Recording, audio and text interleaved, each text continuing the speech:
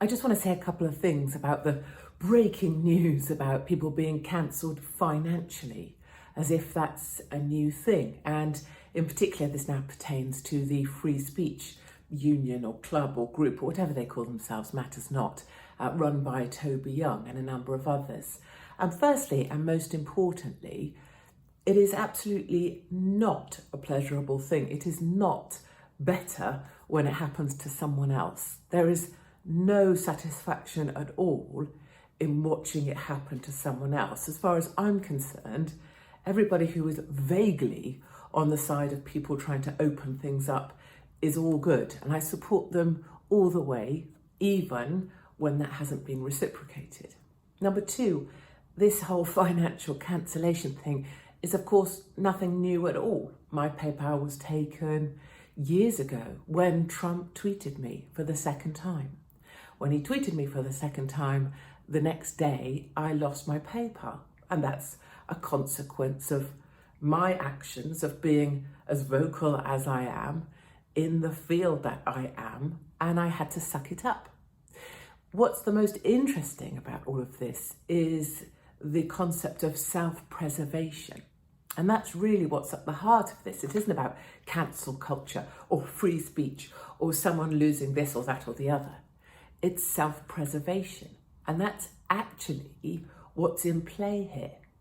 Because what happens over time is that when something happens to a gentleman from Luton or me, people don't run towards that or think, well, that shouldn't have happened, even though they know that. They run the other way. They spend time thinking about how they can self-preserve. How can they keep what they have whilst being kind of in the same space? And someone like Toby Young, I know personally, we've talked personally, I know how hard it was when the mob came for him. But yet in order to self-preserve, these individuals distance themselves. You'll have seen the same thing with Alex Belfield's sentencing. All those online free speech bloggers and YouTubers suddenly saying nothing at all, being very quiet indeed. And that's self-preservation at work.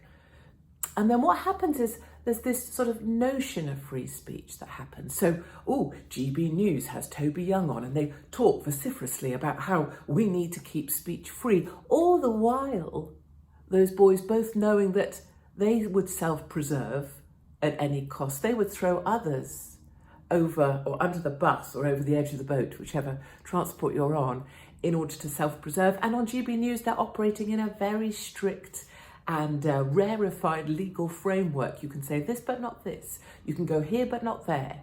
You could do this but not that. And arguably, and I would argue, and many of you who've known me over the decades now, the things that actually need to be said in this country and any other country I go to are not being said at all. There is a whole raft of far more pressing issues in this country than someone losing their PayPal account, but no one will speak of them because they know they will be cancelled instantly. So you could talk about free speech or be a free speech union all you want. We have not had free speech in this country for many decades. It's an illusion and perhaps best a sham.